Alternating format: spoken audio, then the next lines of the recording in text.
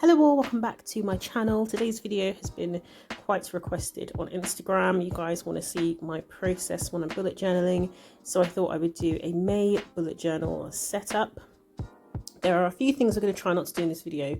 One, that is put my head in the shot while I am setting up a bullet journal, and two, not shake the camera or the table whilst I get up to check that the camera is still filming. This video took a long time to film. Yeah, it was a process. So to set up my bullet journal this month, I'm going to be using my acrylograph pens. I'm obsessed with these. They get mixed reviews, but if you are patient with them, they do an amazing job and the colours are just amazing. So my inspiration for this month's theme is from Rifle Paper Company. They are one of my favourite brands, and I just felt like getting floral all over my May setup. I always use florals anyway, it's not a surprise to you if you follow me on Instagram, but I just really want to spend some time doing some more detailed florals than I usually do. So the first thing that I do with my setup is I always use craft paper. This is a pad from Archer Olive that you can actually rip the pages out of, and it's perfect because it's the same size as A5. It's a little bit smaller than A5, but that makes it even more perfect for sticking in pages, and then it's got dot grid on it as well, so it's really easy to work with. So what I'm going to do first is just go through the pages that I'm going to set this month and sketch everything out. So this is definitely the first thing that I do, because when it comes to actually getting into the nitty-gritty of it and adding colours and setting up the rest of the bullet journal, it makes it a much more enjoyable experience because you don't have to keep counting. So you can get all the counting squares and sticking things in place. Using that grid reference at the front, you can get all that sort of stuff out of the way and get on and enjoy just being creative with colour and with all your favourite pens. So that is something I would definitely recommend. I will link all the tools I use in the description down below, and in a moment you're going to see my husband come and interrupt. Oh, there he is. So once I've done all my sticking, we then get into the more fun part, which is adding colour and getting creative with things. So I'm going to try and give you some tips throughout the video as to how I do things and just some ideas to help you guys with bullet journaling. The first tip I would give if you want to get into bullet journaling and you are struggling a bit is don't be a perfectionist. So you will see throughout this, you'll probably spot the millions of mistakes that I make. I think you kind of have to be okay with making mistakes and everything not turning out perfect. You just have to work with it and learn some ways to correct mistakes in subtle ways, and also just to live with it. If you're a perfectionist, I'm definitely a perfectionist. It's definitely something that you might have to get over before you really get into bullet journaling, or sort of just become a chore to you rather than something you enjoy doing. So the next tip I want to give is just about these acrylograph pens. So I know these pens are just, they are some of my favourite things to use in my bullet journal. I've never used paint markers like them. The colours, the boldness, the way they layer on top of each other, like you can see the way they're layering over two different types of paper here is just absolutely wonderful.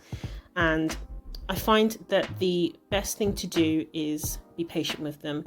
If you find that they are running out a bit, just stop, give them a shake and a dab, and they'll start running again.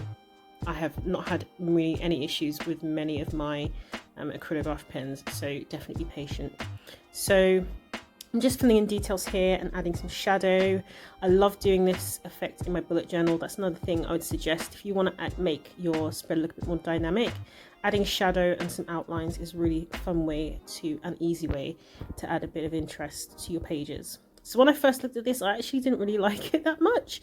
It didn't really feel like me, so I added some sparkle. I always put these sparkles on my spreads. There are things that I definitely do in my bullet journal that I repeat over and over, and you'll see that. But I do make sure that I try and stay as creative and dynamic and push myself as much as possible. This spread is the most difficult I've ever found to do, and filming it was an interesting experience. Because normally when I'm bullet journaling, my journal is flipping all over the place, upside down, left, right. You'll see that throughout the video, but it was fun to do and I really enjoyed it. But yeah, it was definitely a experience trying to film and do this at the same time.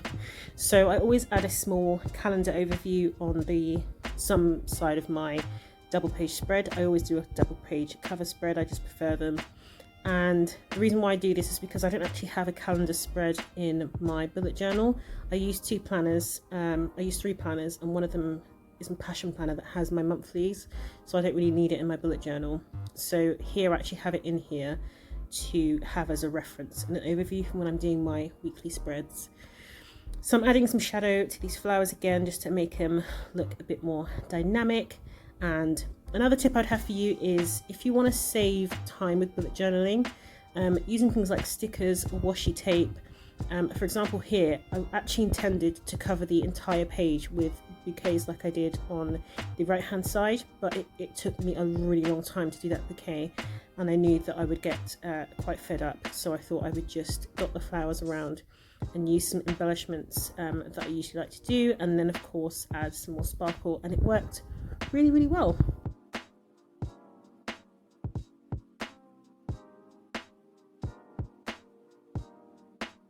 So next I'm going to move on to my habit tracker and my mood tracker. This graph layout, I use it every month, so I see some incredible mood trackers that are so creative, but when I look at them, even though people have a key, and I'm sure people can read their own habit and mood trackers much better because they've created it, but I want to be able to look at my mood tracker and see clearly what's going on. So I use this graph and I just look at the peaks and troughs and see what's going on with my mood. Also, this graph system allows for space for me to make notes, so if I'm particularly low, I can make a note as to why I think that might be, or what might be affecting that. Or if I'm particularly happy, I make a note of that as well, because then I can look back at that if I'm feeling low and I think, what made me feel better last time, and I can look at the notes in there and do whatever was making me happy at the time. I find these just the best things to have in your bullet journal. For me, bullet journaling is much more reflective rather than planning ahead. I used to use my bullet journal for everything, but I found it more time consuming, and actually I needed a planner that I could go into some details with work for, which is why I use my other passion planner. But bullet journaling for me is reflective, and also just a chance to just unleash my creativity. I would say creating content online does make it a bit more pressurized, but I still enjoy it. I think if I get to a point where I'm not enjoying bullet journaling because I'm doing it online, I know then I need to maybe rethink how much I share online, but for now I still love it, so I will continue to keep doing it. So this habit tracker system is new to me. I did it for the first time last month, where I had grids for each thing I'm going to track, and then I fill it out each month, so I can look at each separate item that I'm tracking and see clearly where I need to improve. I actually realise as I'm recording my voiceover that I forgot to put the headings for each, but it's things like taking medication, making sure I go out for a walk or do some sort of workout. And that's the spreads so far.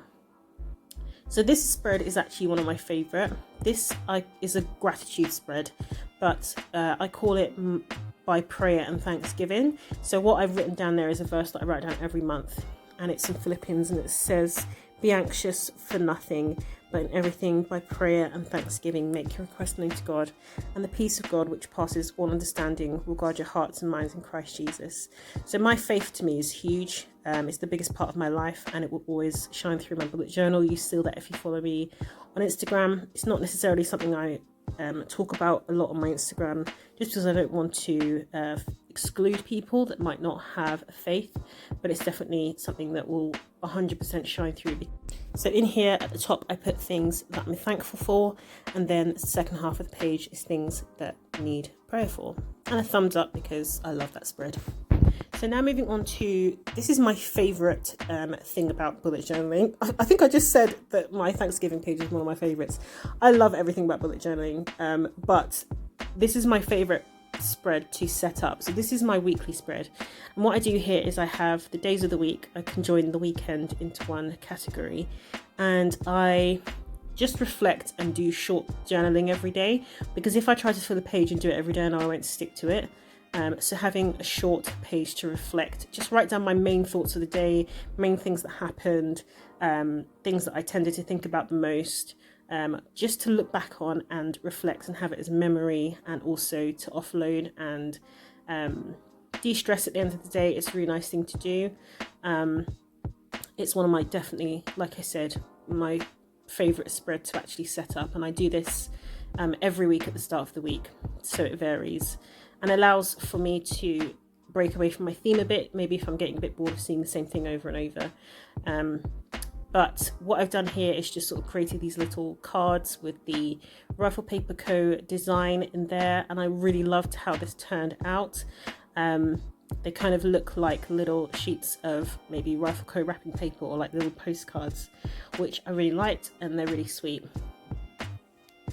I also love how the acrylograph pen looks on top of this brown paper and contrasting with the white. I love it. You've seen my bullet journal, you know that this is a setup I do often, and I just sort of change the embellishments and the decoration a bit. Sometimes if I'm short of time, I'll use stickers and washi instead of drawing like I've done here, but I really felt like carrying the theme on through just to show you the first week how I might do that.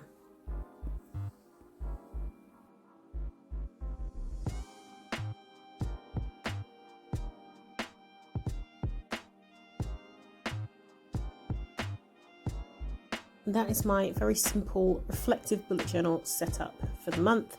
So I have my cover page, my habit trackers and mood tracker, gratitudes page, and then my weekly spreads as I go. And then I'll often add pages like things that get me out of a rut or fun things to do when I'm feeling low, things like that. Thank you so much for watching. Be sure to subscribe and follow me on Instagram for more. I'll see you in my next video. Take care.